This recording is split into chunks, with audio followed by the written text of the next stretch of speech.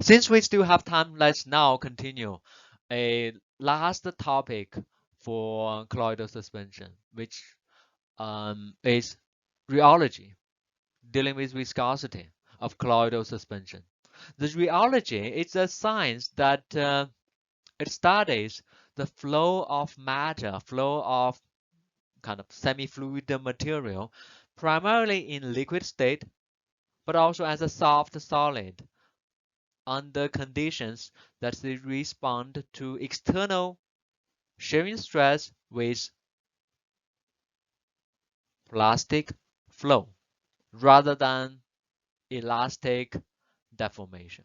A typical solid material, when you apply stress, they typically initially almost always have so-called elastic behavior, which means reversible.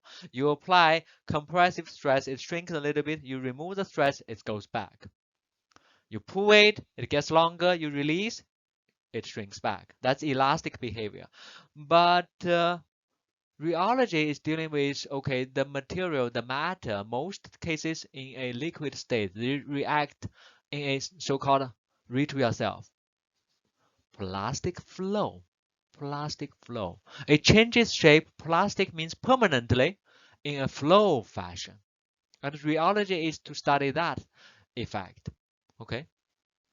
Or just simply plastic deformation and flow characteristic of liquid or soft material in response to stress, most likely shearing stress. Make sense?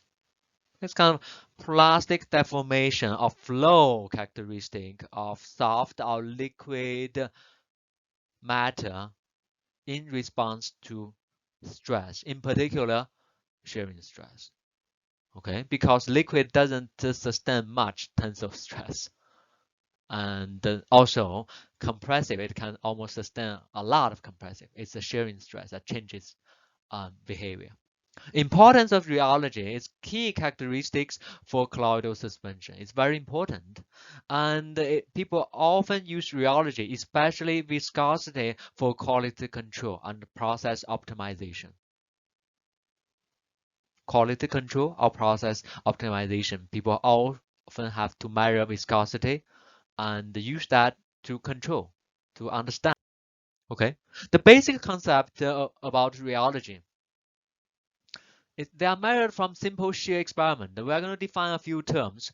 One is tau for shear stress. Okay, that's from basic.